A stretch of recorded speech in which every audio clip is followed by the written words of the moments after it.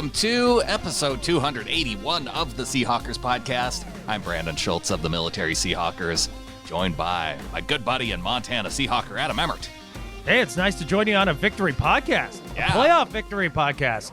Even though it's a little sloppy, a little messy, a little tough to watch at times, a victory is a victory.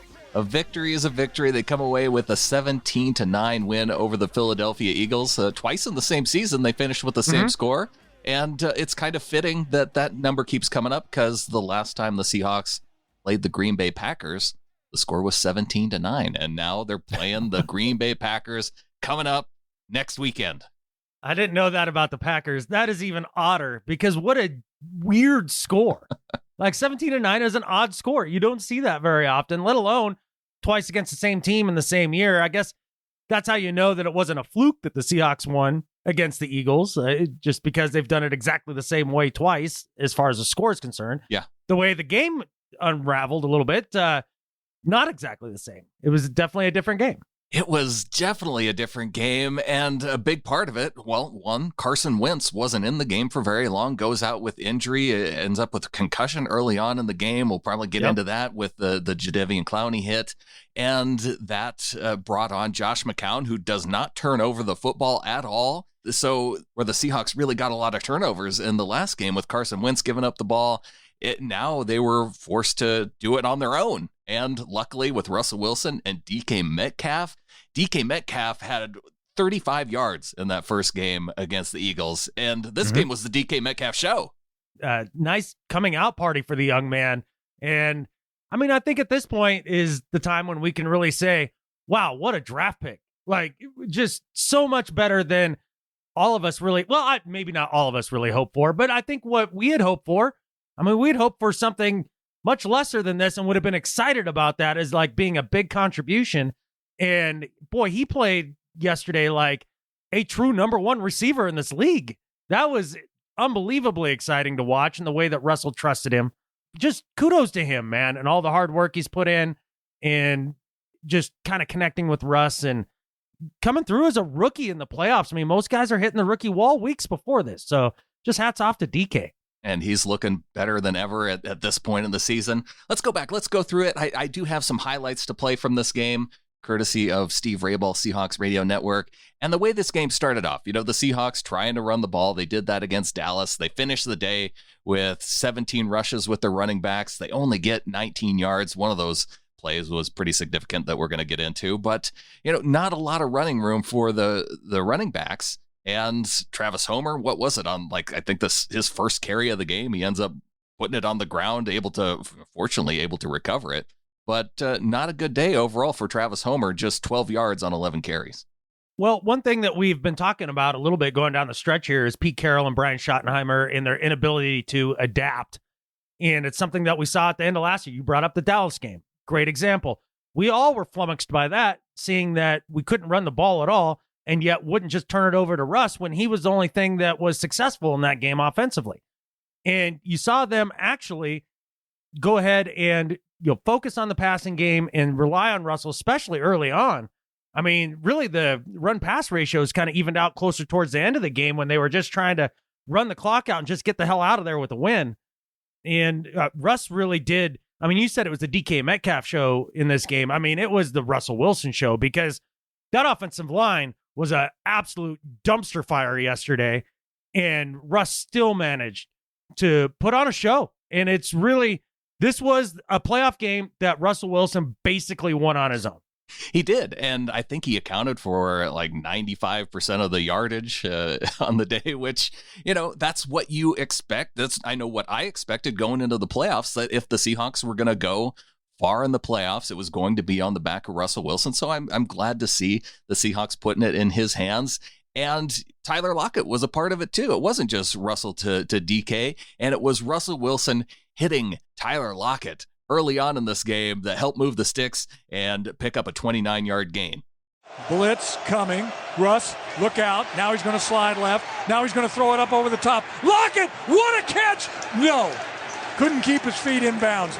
Unbelievable twisting, turning Tyler Lockett just could not get his feet down as Russ was rolling left side and had to fire that ball before he got hit on the blitz by the Eagles. Now, Pete has thrown the challenge flag. He might have actually got both feet in. After review, the receiver possessed the ball with 2 feet in bounds and maintained control while going to the ground. We want a challenge. Yeah, we want a challenge. And come on, Philly fans. Like, I get that there's going to be a certain amount of fans at every stadium that when the call doesn't go their way, they're going to boo. But that was the whole entire stadium. And it's like, did you look on the Jumbotron at all? Yeah. I mean, it's clearly a catch. Stop your whining. Holy cow, the amount of Philly fans whining after this game. Give me a break. Number one, what a bunch of crybaby Catfish! asses. Like that, it's pretty pathetic on their part at this point. But yeah, that was an amazing catch by Tyler, and that was the second play in a row where the refs were trying to screw us out of what was rightfully ours. I mean, they called a push off on Jacob Hollister on the play before. That the amount of contact that was there is never called. Never called. Then the next play, Tyler does the tiptoe dance there, makes the catch. Nope, incomplete. Well, thank goodness we can challenge that and keeps the drive alive. Yeah, that is never called. And we saw it not called early on in the day, the very last play of the game between the Vikings and the Saints, where Kirk Cousins throws the ball up to his tight end, Kyle Rudolph, in the end zone. And you do see if that was more of a push off by Rudolph, and it was a non-call. And they reviewed it, and because it was a scoring play, and they let it stand. So I have no idea where the consistency is. If they're going to call that on Hollister, you got to call pass interference on Kyle Rudolph on that touchdown in the Vikings game. Right. My thought would be this. I would rather them not call that on Hollister and then also not call that on Rudolph the way that they did. Because, man, come on, Saints fans. I understand Saints fans have, like, battered fan syndrome going on right now. And, like, they've just been screwed over and over again by the refs in the playoffs. This time you weren't screwed. So you're going to have to let it go. That was the right call. But as far as that Hollister push-off, quote-unquote, that was just good offensive gameplay there. Tyler really did come through in this game with a lot of big catches, and that one probably being the most spectacular one, the little toe tap there. Tyler Lockett, 4 catches, 62 yards, targeted 8 times total on the day. And we saw a 38-yard catch by David Moore. That was a big third down catch by him. But the guy on third down in this game was DK Metcalf. You know, he had a 28-yard catch that led to the Seahawks' first 49-yard field goal. He had a 26-yard catch on third down that led up to the Marshawn Lynch touchdown. And then he had this catch on 3rd and 10 that led the team to be able to kneel down for the final seconds of the game. Blitz is coming. Russ is going to let it fly. He's got Metcalf deep. Metcalf reaches up. He makes the catch near midfield. What a play call by the Seahawks. Just throw it deep. And Metcalf makes the catch. He has been spectacular today. And the Seahawks now can use up this last time out of the Eagles and can run this clock down. Wyman Chuckles, brought to you by Dave Wyman. And there they are. Yes, those were fun to listen to. And DK giving the whole Philly crowd the deuces after that catch was pretty great. I love that. You know why? Do you know why he gave him the deuces? Because almost every Philly fan there was giving him the double birds. Oh, well, that seems about right. And look, that wasn't even his biggest play of the game. I mean, he failed to mention the touchdown grab. Goes in motion. Russell play fake. Now he's going to throw down the middle. Got a man. Metcalf makes the catch diving. He is in for a touchdown. Seahawks. What a play by the rookie DK Metcalf. Gets in behind the secondary. Makes a diving catch. Hits the ground. Gets back up. And then drags a defender to the end zone. 53 yards. What a play by number 14. Simply spectacular. And the Seahawks lead by 10. Yeah, that's the one, man. That one right there. That was a spectacular catch. That was way better than the one to seal the game. You know, sealing the game is nice and all, but holy smokes, to lay out like he did, then have the presence of mind to get back up, and then just go full on wide receiver beast mode and drag dude into the end zone. That got me off my couch for sure. There was some flexing in the living room with my little white man muscles, and it was awesome. I definitely enjoyed that a ton. And that kind of felt like DK Metcalf is going to be a beast in these playoffs moment. Like, it was a coming out party almost in my mind. I don't know how it felt for you. Yeah, it did. And I mean, 160 yards by the rookie, that's an NFL record. And as great as the touchdown was, he was clutch in 3 key third down moments. And it wasn't just, catching a slant for just getting barely a first down. Mm-hmm. It was a 26-yard catch on third down, a 28-yard catch on third down, and then the last one was for 36 yards. Yeah, he's definitely the number one deep threat right now for the Seahawks, with teams really concentrating on making sure Lockett doesn't get over the top on him. I mean, you can see that's exactly how the Eagles wanted to play it. They're like, all right, let the rookie beat us. And he did. And I mean, of course, he's one of the big stories of the game, and it's all fun and everything. But the story of the game is Russell Wilson. Like, that's what I feel like nobody's really talking about. Right. Like, it's all DK Metcalf, and who got the ball to DK? It was Russell Wilson, and how was he doing it? He was running for his freaking life. And if he wasn't running for his life, he was taking the snap and standing in there and delivering strikes and getting destroyed. Like, this is the reason why they don't just put the game in Russell's hands all the time like all the pundits want us to do. We'll just put it in Russell's hands. Why don't they just put it in Russell's hands? I don't understand why they just don't put it in Russell's hands. That's why right there. He gets destroyed. He got hit probably 20 times in that game. I mean, just in big hits too. But he stood in the pocket. He delivered darts. He picked up yardage with his feet when we needed it. He was the leading rusher, like you mentioned. Russell Wilson was flat astounding in this game.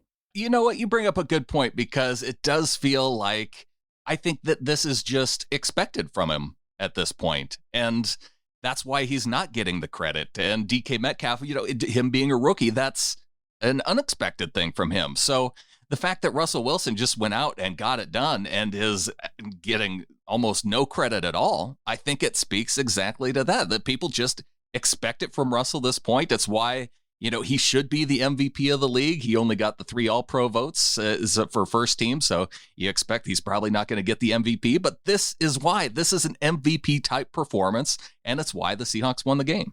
It's absolutely why the Seahawks won the game. Without him, they would be nowhere. And it was astounding to me how well he played and just how poorly the offensive line played. I mean, Joey Hunt, Jones, and Fant, that's a recipe for disaster against the likes of Fletcher Cox. I mean, if there's one thing that I learned in this game, for sure, is that Joey Hunt cannot be our long-term solution at center.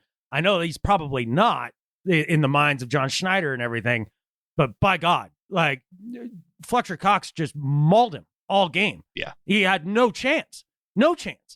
And that was the scary part, was watching somebody like Fletcher Cox just dominate the game.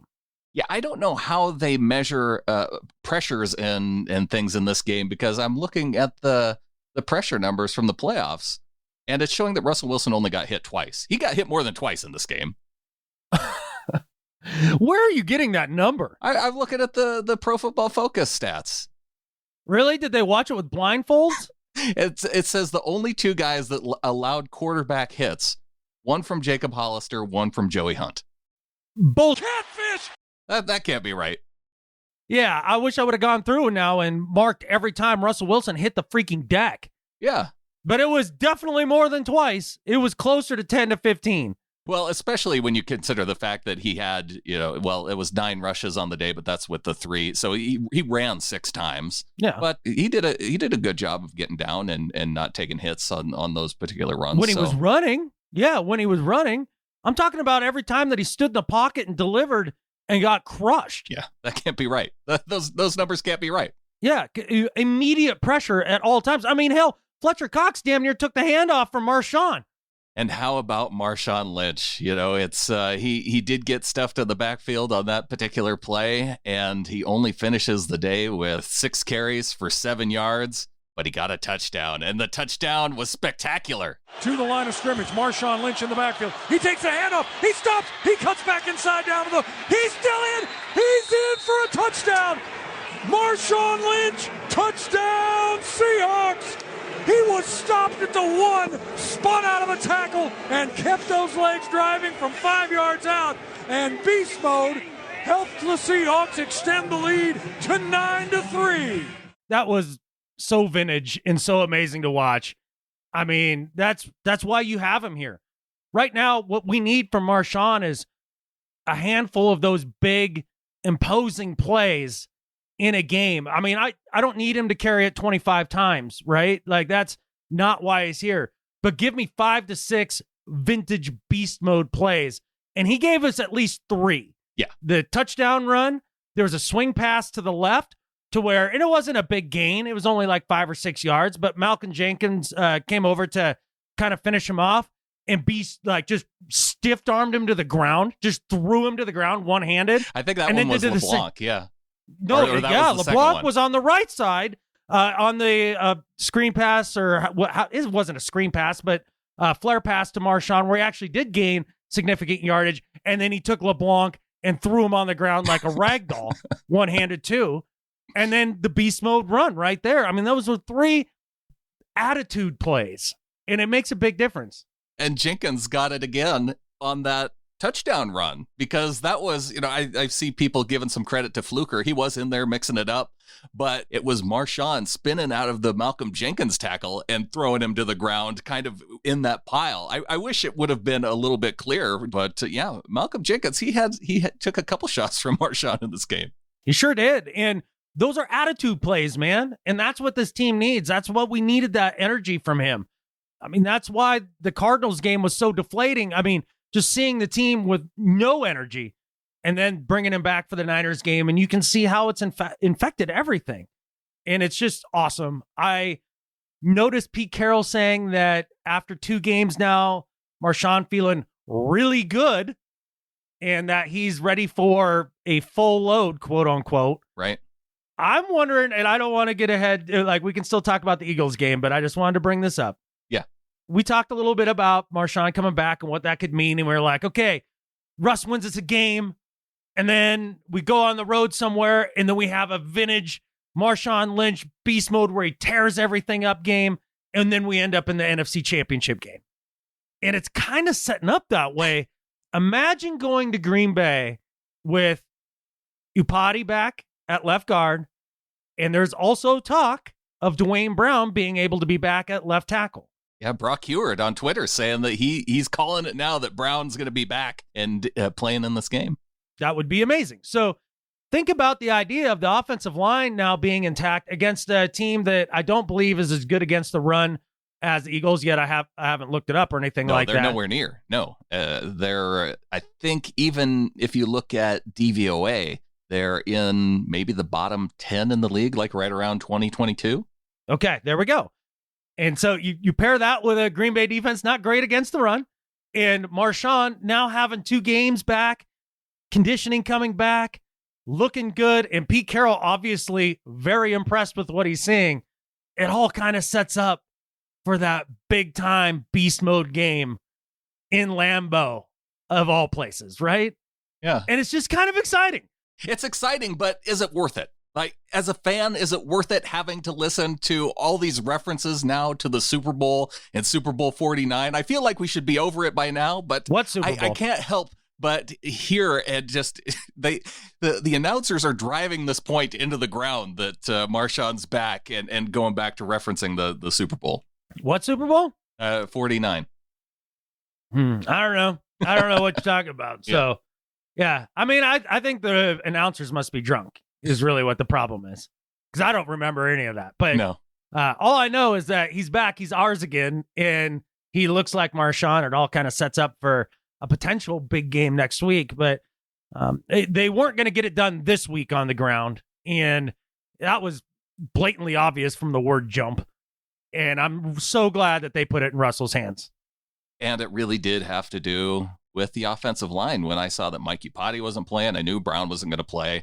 But then when you're relying on Fant and Jamarco Jones on the left side and Joey Hunt in the middle, who was having trouble against this Philadelphia defensive line. I mean, when he goes up against elite dudes in the middle, Joey Hunt's getting beat a few times a game, and that's just going to be the way it is. And it has to do with his size. I mean, he's a guy who tries real hard, and I like Joey Hunt a lot.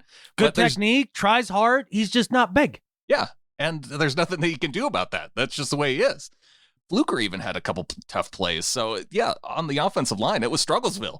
It was Strugglesville. Now, according to Pro Football Focus, the best pass blocker on the Seahawks this last game was Jermaine Ifedi. So let that wash over you for a second. And then also, I mean, just the false starts. I got to have 2 FU Ifedi moments in that game. Like, where it's just like, oh, I guess we'll have a false start here for no reason. Between him and Hollister, I mean, they tried to kill 4 drives between them. I was going to say, I don't remember yelling at Ifedi as much as I do Hollister with his, not being able to stay put when the Philly defensive line was shifting. Just watch the ball. Right. Just watch the ball. You're on the outside of the formation. That's what you do on the road. You can't hear the snap count. You watch the ball. That's what you're supposed to do. It's very simple. Yeah. Yeah. And then how about, all right, if we're going to talk about things that were frustrating in this game, how about, what point was it in the game? It was after the Eagles turned it over on downs the first time. We go to TV timeout. We come back from TV timeout, and there they are lined up with the play clock already down to like 5. Russell is in La La Land doing who knows what, like screwing around with his mouthpiece. And they snap the ball, bounces right off his chest. He manages to recover, but we needed to score on that drive to like feel good going down the stretch here. And they just bungled the whole thing. Again, coming out of a TV timeout. Like, this is reminiscent of last week. Totally killed that drive. Yeah. Frustrating. I was frustrated when the officials didn't see an obvious offside call on the Philadelphia defense. And Russell throws it down into, what was it, double, triple cover? There are all kinds of Eagles down there. Yeah, he thought it was a free play. He thought it was a free play, and it should have been a free play, and he nearly got it picked off. Yeah, that was tough as well. And look, the one thing that did work in our favor is Carson Wentz exiting the game early and, basically having Josh McCown come off the couch to come in and play quarterback, yet was still relatively elusive somehow. Yeah, outrunning Ziggy Ansah to the outside on a play where Ansah ends up injuring his neck and not able to return to the game. So Ansah goes out. But, was that a difference in the game, not having McCown versus not having Wentz? Because, as we pointed out before, the final score was the exact same. The Eagles still only able to put up 9 points. The injuries that they're dealing with, it wasn't just at the quarterback spot. It was their entire right side of their line with their Pro Bowler Brooks out and Lane Johnson out as the right tackle. So we were missing our entire left side. They're missing their entire right side. And then wide receivers, they're down to nobody. You had Zach Ertz trying to play with broken ribs, and Dallas Goedert was their leading tight end, leading receiver overall. It made a huge difference Wentz wasn't in there. There was definitely a couple spots there that McCown just flat out missed, either Ertz or Goddard, that would have kept drives alive and them moving down the field. I think bigger than the Wentz thing, though, is Doug Pederson. Like, I don't understand for the life of me what he was doing down the stretch there at the end of that game. Why on earth aren't you kicking field goals there? That doesn't make any sense to me. Look, it's Josh McCown. Your offensive line is decimated. Your wide receivers are gone. Yeah. Like, what are you doing going forward on 4th down in both those spots? Let me put it to you this way. They kick field goals instead of going forward on 4th down there, let's say. Yeah. Okay? Make them both. Now you're down, what would that put you at? 12, 15. You're down by a point or 2 points. Right. 17, 15. Right? You instead, maybe, just maybe, you don't give up that bomb to DK Metcalf. You're getting the ball back. You get the ball back down too. Like, I don't, especially with good field position, I don't get it. I'd be livid if I was an Eagles fan. Adam, Doug Pederson is an analytics guy. The analytics don't put into perspective the personnel issues that you have going on. It doesn't take into account that you have a couple offensive linemen out. It doesn't account for the fact that you're on your backup quarterback. The analytics say no matter what, that in those 4th down situation, that going for it gives you your best chance to win. And that's what they're going by. And that's, I think, where some of the fault is with the analytics. Now, if they pick up those couple plays, then yeah, they're probably fine. But yeah, if I were an Eagles fan, I'd be saying, hey, why aren't we going for field goals in those situations, especially considering, the fact that you're in the red zone. And yeah, maybe you are considering the fact that you're not going to get back down there. But in hindsight, you look at it and you go, just play to take the points. And the Seahawks offense had done diddly poo in the second half. I mean, we couldn't get anything going. No, you had the one touchdown in the third quarter. Yeah. And then it was punt in the 2 drives in the fourth quarter. Yeah. So I would definitely play to the strength of my team at that point. And you're right about the analytics. They do point to going for it in those situations. But, to further your point, yes, they don't take into account all of the situational football things. Which unit on your team is playing better? What, is the opposing offense doing anything right now? Who do you have out on the field? Like, it just doesn't make sense in any way, shape, or form. And that's why you got to blend those two things, the actual football experience and the analytics. And I guess maybe if you're Doug Pederson and you've built your head coaching career on just being a gambler and going for it and having big balls, that's what you do, I guess. But it really shot him in the foot. It didn't work out this time. And I think that's what analytics points to, is the fact that it may not work out every time, but in the long run, you're going to win more than you lose. And maybe you take it and you say, well, hey, we won a Super Bowl with it. And so that's what we're going to keep doing. That's going to be the identity of our team. And then you're just going to end up with games like this where you end up losing. And you just, like you said, you hope that it works out more than it doesn't. You know why Bill Belichick has the identity in a football team with an identity that they just always win? Because they don't give a crap how they do it. They just want to win every single time. Whatever makes the most sense in the moment, situational football wise, that's what they'll go by. Whether it's what the analytics tell you to do, whether it's what your gut tells you to do, they always just do the best thing in that situation. That's the way that I would want to run my football team. Unfortunately, there's not a lot of coaches. It's a pretty short list of coaches that can operate in that way and be successful. Always, for the most part, almost always making the right decision. How is that? How is that true? Because there's professional coaches on both sides of the ball trying to make their best decision at all times, and players on the field trying to make the best plays all the time. But for every Belichick, there's a dozen Freddie Kitchens, Doug Marones, Jason Garrett's. Like, how are there this many bad head coaches at just being like, oh, this is the best thing to do here? It's because one of them cheats a lot. All right, fine. Let's take Belichick out of the equation. Who's the next best head coach in the NFL then? Pete? Well, yeah, you would Andy say Reid? Pete, but Pete isn't exactly the best at some of those situational decisions. No. Harbaugh? Maybe John Harbaugh would be the guy you'd think of. Harbaugh, I'd point to. Sean Payton, you maybe point to in some situations. Yeah. So, so for every John Harbaugh, how is there a dozen crap-ass coaches that can't figure out situational football? I think part of it has to do with this idea of always trying to find the best coordinators to take over as coaches.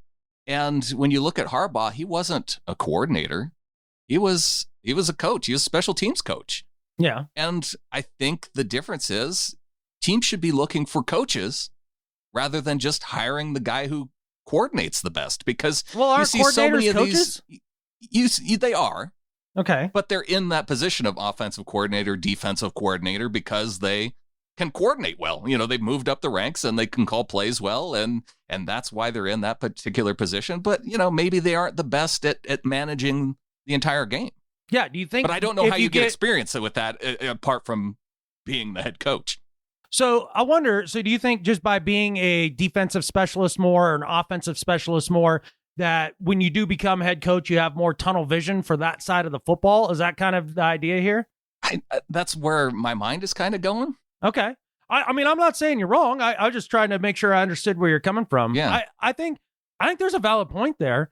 But my thought to that is, if let's say you're a guy by the name of, who's the next hot shot? Well, Josh McDaniels, let's say. Sure. All right. Like, he's the hot name for every head coaching position, right? If I'm Josh McDaniels and I'm really good at my job as an offensive coordinator, I can probably do my job very, very well and also carve out 4 hours a week to go and sit in on the defensive meetings, right? Mm-hmm. To just be more well-rounded, to understand the mentality of the players playing on that side of the ball, number one, and schemes and situational football from a defensive mindset. You would think that more guys would do that, but it doesn't seem to be the case. I don't know. It's weird. Yeah, or you would think that at the professional ranks, you would find a college coach who is really good at managing those in-game type decisions and managing players, and you could bring them up to the NFL. But we see so often that a lot of those college coaches, their management style works with college players, but not with grown men. Right. It's definitely a different sport. And I guess the other thing about the idea of situational football being so poorly coached in the NFL right now that is kind of mind-blowing to me is that these are all professional football players. This is what they do, right? They eat, drink, sleep football. That's what they're doing. That is their job. So you would think that the basics and just the ins and outs of the plays and that sort of thing would all be second nature. Like, that's something we shouldn't have to work on that much. Like, that should be something we all have down because we're professionals. Right. So now every week of practice, you would think would be spent on, okay, let's practice goal line. Let's practice last 2 minutes of a game. Let's practice onside kicks. Let's practice, just things of that nature. Let's practice getting to the line of scrimmage very quickly after a questionable play that went our way. Mm-hmm. You would think that would be something that was what you would work on 90% of the time. And then maybe a couple plays by the opponent that would come in big moments. And screen passes. Which obviously they worked on because they did a pretty good job against it. Yeah, the Seahawks did well against it, and you knew it was coming in this game against Philly. And, we kind of glossed over the Wentz injury a little bit. The McCown did come in, and, he was relatively effective. But, Wentz going down, and Philly fans, holy smokes, the vitriol coming through. You would think that Jadeveon Clowney earholed Carson Wentz on that tackle. Because it went, for me, watching the reaction to it was like, oh, well, Carson Wentz, he just has to go with the tent, get checked out. He'll be right back. Eagles fans were like, yeah, this is going to be the shortest concussion test ever. He's going to be fine and be back out there. To them, every single time you saw the replay, and because it happened so early in the game, I think we saw the replay of that collision probably 20 times. And by the end of the game, you were convinced that Jadeveon Clowney had it out for Carson Wentz. It's funny. I met an Eagles fan the other night at a party, a gal named Lisa up in Kalispell. And she's like, I don't understand why Philly fans have this rap of being so awful. I'm like, they threw batteries at Santa once. Okay. They're Philly fans. I mean, you heard them boo a clear overturn of the catch on Tyler Lockett that was clear as light as day, and it's just mind blowing. And so it doesn't surprise me that Philly fans would see that play and act like Clowney went out there with a lead pipe and crashed Wentz over the head with it and then pointed and laughed at him. Like, that's how the fans have reacted. And it's like, look, what happened was Wentz starts to get tackled. He's going forward. Clowney goes to put his shoulder in the back of him to make sure he goes down, and also to get a hit in on the quarterback because it's football. And he's running the ball at that point. He's not in the pocket. He's scrambling. Right. And by the way, just in the angle of the dangle, the way that Wentz fell and the way that Clowney fell, as Clowney's shoulder hit Wentz in the back, their heads collided. It's not like it sent Wentz's head like with a force of like an amazing impact into the ground. Like he hit it, but it wasn't. I don't know. I've seen much harder hits when it's helmet to helmet, and it is a bummer that it happened to also be that close to the ground, so that really they should be more mad at the ground. If the ground weren't so hard, this wouldn't have happened. I mean, essentially. Let's say that Carson Wentz had been 2 feet higher in the air when Clowney hit him the exact same way. Mm-hmm. Wentz doesn't have a concussion. Yeah, because Clowney gets more into his back, and then he goes sideways rather than gets driven down into the ground. And his head doesn't go clang off the turf. And it's not like Clowney can account for gravity and the 2 inches in that short period of time. It's funny. I mean, a lot of these guys, especially offensive-minded people, they expect every defender to understand the theory of relativity inside and out, as well as Albert freaking Einstein. Like, I mean, if you want to figure out gravitational waves in your free time as a defender, good for you, but I don't think you should be required to. Like, you know what I mean? I don't think you should have to be an expert in Newtonian physics Every time you go to line up a dude for a hit, I mean, make some calculation in your mind to try not to hurt people. But there's a difference. I mean, Clowney is not Vontaze Burfict. Right. Clearly. Well, and I think there is some history, though, there, because last year, Clowney face mask Nick Foles, took him down by the helmet. So I think there might be some history there with Eagles fans remembering Clowney. But, it's just from what we've seen from him. He's not going out there and hunting down quarterbacks. And you know what? If Philly fans want to say that should have been flagged, yeah, well, that's fine. I mean, we see defensive players get flagged for even less than that in some cases. And sure, yeah, flag Clowney, you get the 15 yards, but you're still without Wentz for the game. I mean, it doesn't change that at all. Exactly. It isn't a giant difference in the outcome whether or not they flag it. I mean, the difference in the outcome would be having Wentz continue in the game. Yeah. I mean, most likely that would be the biggest thing that you could change in this game to have the outcome become different. And I think that's, as a Philadelphia fan, you want Wentz in there, and he was playing in his first playoff game, so it is a bummer that he didn't get to finish it out. It's a total bummer. I mean, when Miles Sanders went down right before the half, I'm sitting there on my couch going, oh, man, this freaking sucks. Yeah. Well, for both our teams, we know how much it stinks to have dudes go down to injury. These were I saw a stat that these are the two most injured teams to ever play one another in the playoffs since they started looking at that kind of thing since 1970. Interesting. Well, I guess there's no coincidence then that the score was 17-9, something as low as that. Yeah. But it is interesting to look around the league, Brandon. I mean, the Niners run the hell out of the football. They're in the playoffs and, still playing. The Ravens run the hell out of the football. They're in the playoffs and still playing. And the Seahawks are a running team and they're in the playoffs and they're still playing. The Vikings are a running team. They're in the playoffs and still playing. Is it just me, or is running the ball important?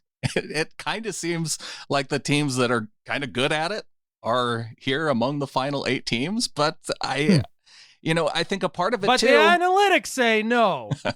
Go for it on 4th down twice with your backup quarterback. Well, a part of it could be the shift too in the way that defenses, trying to defend more against the pass, getting smaller, which allows teams to be a little more successful running the football. I have said this for years, and I've been lambasted by a million people, but Lamar Jackson and the Ravens prove this to be true. I believe, in my heart of hearts, to this day, that if the Denver Broncos, coached by Josh McDaniels, with Tim Tebow at quarterback, had committed to playing a jumbo, cram-it-down-your-throat offense and played the type of defense that they have had over the years there in Denver, they would have won a lot of games, if not a couple of Super Bowls, playing that way for the very point that you made just a second ago. The idea that everybody's spreading it out, blah, blah, blah. We need small, fast linebackers and fast, twitchy defensive ends and, faster safeties and all that. And then you're able to exploit that. I've said that for years, and they're actually starting to do it now. I do believe to this day, Tim Tebow would have been a successful NFL quarterback for the Denver Broncos had they committed to that. You can believe that all you want, and nobody can change your mind any differently at this point. I'm just saying there's a trend in the NFL right now that is proving that out to be true. And, even when you look at one of the teams that you didn't mention on that list, the Green Bay Packers coming up. And Aaron Jones, when they've run the football with Jones, that's allowed the Packers to have their most successful games. You look at that game where they weren't able to run the ball against the 49ers, and they just get smoked by the Niners. And that's what's very odd with the Seahawks defense. I have a hard time deciding, are they good against the run or are they terrible against the run? I can't tell you. They're so Jekyll and Hyde. There are moments when they play very well against the run. You're like, wow, look at that. And then there's against the Eagles, they really did kind of defend the run pretty damn well. Pretty well, yeah. For the majority of the game. And then you see the Cardinals run all over them. And you're like, oh, I guess they're terrible at it. I don't know. And that will be a gigantic key to that game. What run defense shows up? It's interesting looking at just how similar these two teams are in terms of, pass yards per game, kind of middle of the pack. The Seahawks 236 passing yards per game. The Packers 233 rushing yards per game. The Seahawks 137, but they're without Carson and Penny. And the Packers 112 yards per game, which is about middle of the league. And then the defense, the differences are passing yards per game. The Seahawks among the lowest in the league, allowing 263. Packers 232, about middle of the pack. And then against the run, both these teams, 22 for the Seahawks, 23 for the Packers. And that's overall. I pointed to DVOA earlier with the Packers and the yardage actually lining up. In terms of DVOA, I guess Seahawks are down there too, is among the worst at allowing the run. Yeah, statistics are difficult sometimes. They just sometimes don't tell the tale. And one of the things that I'm kind of wondering regarding this matchup coming up is after the NFC East, which is by far, I think we can all agree, the worst division in football, right? What's the second worst division in football in your mind? In the entire NFL? Yeah. I kind of lean AFC South. So the three that I'm teasing in my mind and trying to figure out which is the next worst, AFC North, AFC South, or NFC North. Like, I mean, the NFC North could be, you could make an argument, the second worst division of football this year. Yeah. I understand the Vikings are in the playoffs and they just beat the Saints, but they've been a paper tiger all year. The Bears finished 8-8. The Bears are a joke. They finished 8-8. They're a joke. They're an average team. They're a joke. And once Stafford went down, the Lions were a joke too. Yeah. Yeah, okay. I might take that back. I would say the AFC North is your, or the AFC South. The NFC South, you really only had the Saints at 13-3, and they went out in the first round of the playoffs, and then you had the Falcons, Bucks, and Panthers. Yeah, so they're equivalent to the AFC North, right? Like one great team and the rest of the teams are a joke. Or the AFC West. Yeah, nobody even cares about the AFC West this year. You know, it's funny. I mean, Saturday came around and it's started the playoffs, right? Mm-hmm. You know how much interest I had in Saturday football? I didn't watch Saturday football. I caught the end of the Bills game. I ended up watching a lot of it only because other people had it on the TV. Yeah. Like I wouldn't have chosen to put it on, to be honest. I could give a rip about the AFC this year. It is such a boring conference this year. I mean, just Ravens or Chiefs, take your pick. Those are the only two teams worth a shit in that conference. Yeah. And then we'll see what happens. But the NFC, holy smokes. I mean, you saw it just over the course of this weekend. I mean, it can literally be anybody. It can literally be anybody. I'm not shaking in my boots going to Lambeau to play the Packers. Could we get blown out? Sure. Could we blow them out? Yeah. Could it be a close? I mean, you could give me any scenario against the Packers. The Vikings could beat the 49ers. That's plausible. Yeah, that's what kind of gets me excited about the idea of the Vikings getting that win and now having the NFC Championship still in play as being able to play in Seattle. Mm-hmm. That's kind of fun. It is kind of fun. Dare to dream. I don't mind it. That's what this time of the year is for. We can look ahead as many games as we want. We can, or we can stew on the fact that the Seahawks haven't beaten the Packers since Mike Holmgren went back there in 1999. The Holmgren curse started after that game.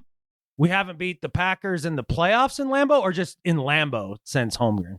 So the Seahawks and Packers have played 3 times in the playoffs. The one game that the Seahawks won, obviously, with Russell Wilson. And then I think it was 2 games with Hasselbeck where they lost in Green Bay. Obviously, the we want the ball and we're going to score game. Right. And then 2008 was the other time where they lost 42-20. It wasn't even close. Well, I mean, this is a situation that I think is still a winnable situation for the Seahawks, and we'll get more into that. We're going to do a second show. We'll try. Yeah? We'll see what happens. These weeks, how it works out. All right. Yeah, because I got to start driving to Denver Wednesday. But it'd be nice to do a second one. I'd like to go back and watch a little more Packers. I honestly haven't watched a ton of Packers this year for whatever reason. Yeah, the one game that I remember watching the Packers in was that game against the Niners, where I kind of had some hopes that, here the Packers, a good team coming in to play the Niners, and then they just got whipped. Yeah. And I wonder a little bit too. I mean, you got to kind of throw out clunkers, your worst game and your best game, and then kind of go back and look through, okay, so what is the bread and butter of this team? And it does seem to be the running game with Aaron Jones. And they win close games. They're a lot of these, especially down the stretch. They beat the Skins in week 14, 20-15. The Bears, 21-13. There's a one-score game or a one-possession game. You got the Vikings that they handled the Vikings pretty well in week 16, but then they had to rally to come back to beat the Lions with Blau as the quarterback in week 17. Right. Yeah, with Blau. Wow. Well, we'll go back. We'll take a peek at it. We'll do a show, and we'll do. You want in the second show this week? We'll do the Welcome to the Flock and some do betters and all that stuff. Oh, that sounds good. Hey, let's on the way out the door. Since I missed it last time, though, for this show, let's thank our 1212 subscribers and above. Great idea. Keith Ketover, a.k.a. Flocktimus Prime, University of Cybertron, Little Flockers, roll out. DCH from Sparks, Nevada, the University of Montana Grizzlies. Annalisa Mickelson, a.k.a. Mrs. Doug Baldwin, New York, undergrad, University of North Carolina, Greensboro, graduate school, Brooklyn College.